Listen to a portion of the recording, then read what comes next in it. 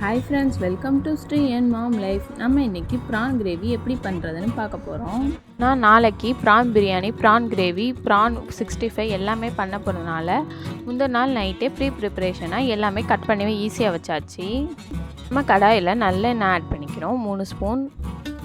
Next நம்ம பெரிய வெங்காயத்தை பொடி பொடியாக நறுக்கிக்கிறோம். அதுக்கு இந்த ஸ்லைசர் யூஸ் பண்ணிக்கிறேன்.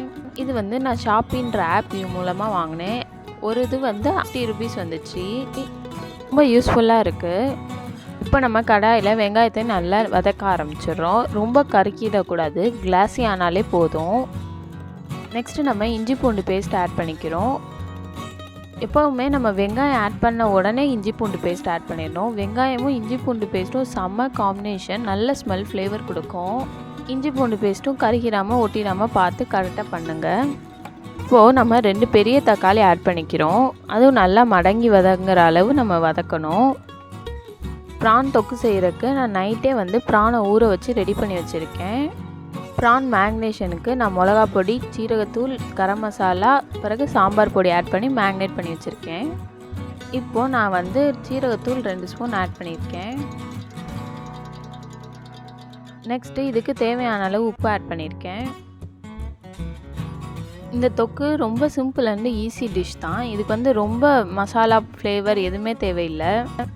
இப்போது நல்லா ஒரு ஸ்பூன், பெரிய ஸ்பூன் அளவு சில்லி பவுடர் ஆட் பண்ணியிருக்கேன். ஆல்ரெடி ப்ரானில் வேறு சில்லி பவுடர் இருக்கனால பார்த்து ஆட் பண்ணிக்கோங்க. நெக்ஸ்ட்டு நான் நைட் ஃபுல்லாக ஊற வச்ச ப்ரானும் ஆட் பண்ணியாச்சு.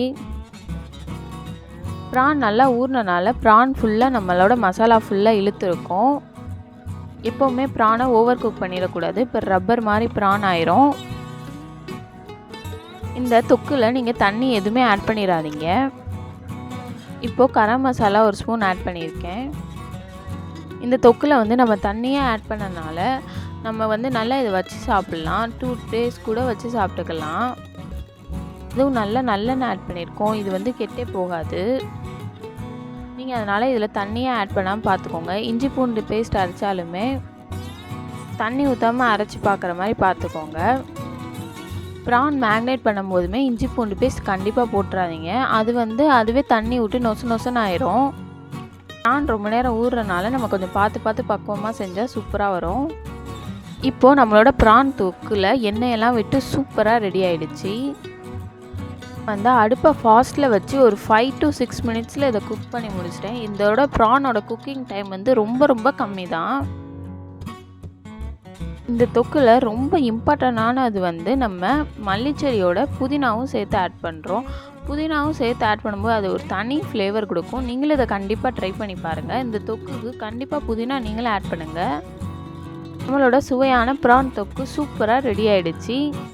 நீங்களும் இதை உங்கள் வீட்டில் கண்டிப்பாக ட்ரை பண்ணி பாருங்கள்.